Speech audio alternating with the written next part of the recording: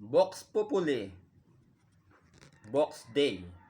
Yan mga idol, kung familiar kayo sa salitang iyan, ay yan ay may kinalaman dito sa nangyayaring dito sa Pilipinas natin, yung impeachment na hindi matuloy-tuloy dahil para sa ilan na matataas na opisyal ay mali raw yung proseso ng paghahain. Mali. Yan, mali ang paghahain dahil lumabag sa 1-year bar rule. So, nandun na tayo mga idol na mali.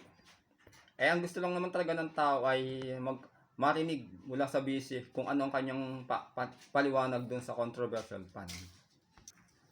Dahil nga sa hindi masimulan-sulan ang trial, dahil dun pa lang sa malalaking tao na matataas na opisyal ay sinasalag na wag matuloy. So ginagawa lang sandalan o taguan yung naging desisyon ng korte na unconstitutional. Pero ang totoo, sa aking palagay lang mga idol, kuro-kuro lang to. Meron talagang ayaw matuloy. Kumbaga, ayaw tagang matuloy ang impeachment dahil sa mahirap, parang something fishy mga idol, something fishy. Kasi simple lang naman yan eh. Kung may paraan, pag gusto may paraan, pag ayaw, pag gusto may paraan, pag ayaw may dahilan. So parang ganyan ang nangyayari mga idol. Dahil yung sinasabi nga na Vox Populi, Vox Day, kasi ang gusto ng tao marinig mula sa BC kung ano ang kanyang paliwanag doon sa ipinupukol na allegation sa kanya doon sa tungkol sa controversial fund. Yun ay mangyayari lang kung magkakaroon ng impeachment trial. Doon pa lang sa paghahain ng impeachment trial ayon doon sa matataas nating opisyal sablay na. So parang napaka hiwaga mga idol. Parang itong hindi man sa mahiwaga, parang nakakapag-isip kasi sobrang dami ng tumutol o nadismaya. Dahil ang gusto nga, yung simpleng sabi ko nga doon sa una kong vlog, yung simpleng kumuha nga lang, unag na ako sa department store ng mga delata ay napapanagot agad. So what if pa doon pa sa ganung kalalaki? So ang dapat talaga magkaroon ng yun nga, yung pagpapaliwanag. Pero ang nangyayari ay talagang merong tayong gustong wag matuloy. Parang nagkakaroon tayo mga idol ng duda na baka hindi lang sa isang tao yan. Baka pag natuloy yung impeachment, marami ang mabubuking. Kaya ipinipilit na wag matuloy yung impeachment. Yan, dahil nga sa hatol ng korte mga idol na unconstitutional. Pero ang pagkakaalam ko mga idol, yung tatlong branch na yan ay may mga equal power. Yan ay kung halimbawa, pwede naman na salagin o hindi sundin ng ibang sangay ng gobyerno kung taga nakikitaan ito ng maraming butas. Pero parang ang nangyayari, parang mas nangibabaw ang judicial. Kung anong naging pasya ay yun na yun. Kumbaga tama man mali ay yun na yun. Pero marami ang nakitaan ng butas mga idol. Meron nagsasabi na nagdagdag. So hindi natin masabi kasi hindi naman natin nakikita ang nakasaad sa constitution. So ordinaryong tao lang din tayo na nakaantabay sa kung ano ang nilalabas sa social media o do sa mainstream media. So ang tanong ay, may dudunong pa ba mga idol doon sa mismong framer ng batas na gumawa na yun? May dudunong pa ba? Sa palagay ko mga idol, halimbawa nakasulat na talaga yun ay gano'n na ang batas, tapos ikaw ay parang hindi ka sumunod, sumunod ka dahil lang sa base sa iyong paniniwala.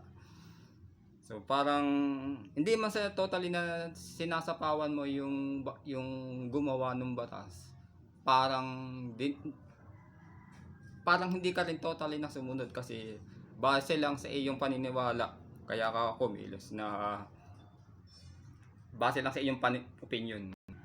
Ayun mga idol, sa tutusin lang, kapag yan ay sa 2026 ay hindi nagkaroon yan ng trial o talagang nanalo na yung ambition na tuluyan ng madismiss, isa lang ang ibig sabihin mga idol, may mas ibig sabihin may mas makapangyarihan pa o may mas mataas pa dun sa batas na sa constitution natin kung talagang Ngayon lang nangyari sa history mga idol na wala yatang mananagot.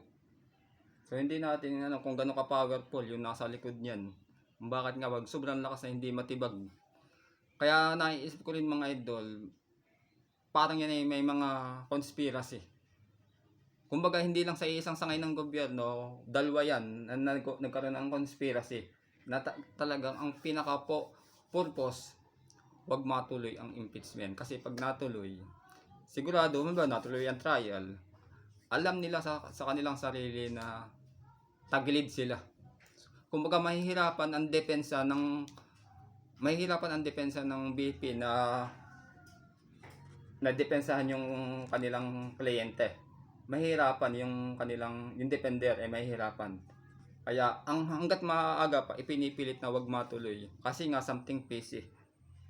Kapag hindi yan natuloy mga idol, yung impeachment hindi yan natuloy, yan ay mag-iiwan ng katanungan sa taong bayan kasi ang niloko talaga dito ay taong bayan dahil hindi nagkaroon ng trial. Kumbaga dinaan na lang sa kapangyarihan. So nandun na tayo na may nagsabi din doon sa senador na mataas na opisyal ay baka lang mga galit sa pamilya Duterte. Para sa akin mga idol, assuming na yung iba talaga anti-Duterte, alsin na natin yung ibang opisyal na may personal na galit o talagang ayaw sa mga Duterte, ay doon na lang sa taong bayan. Kasi yung mga yan ay mga public servant. Dapat talaga yung kanilang ginagawa ay para sa tao. Ngayon, yung ang gustong mangyari ng tao ay marinig sa busy, dating busy, ano ba ang kanyang masasabi doon sa ipinupol sa kanya.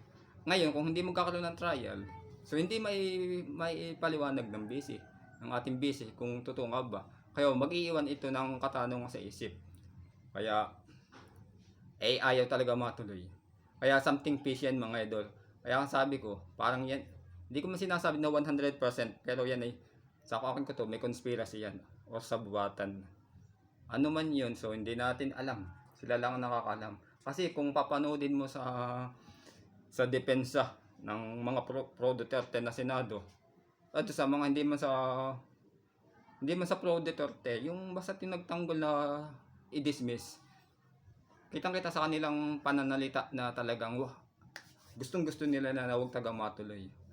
Nakakalungkot mga idol dahil sa history ng Pilipinas, ngayon lang yata may mananalo dun sa batas.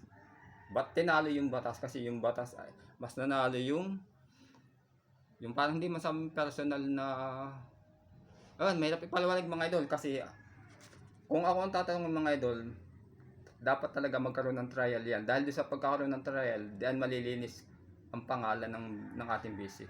Ayun, kung hindi yan magkakaroon ng trial, may iwan yan sa isipan ng 18 million na Pilipino na parang may itinago sa 18 million Pilipino na hindi na nalaman. Pero something fishy yan mga idol.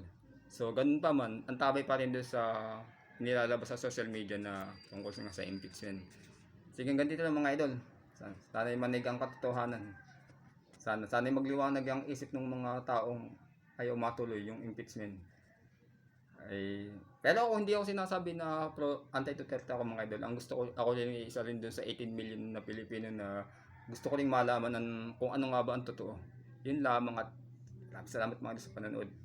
Opinion lang ito mga idol, opinion. Wala naman tayong masamang sinasabi. Opinion ko lang ito na dapat talaga magkaroon ng trial para maipaliwanag ng base natin kung may katotohanan yung binabato sa kanya ay mangyayari lang kung magkakaroon ng trial. Yun lang, maraming salamat mga idol.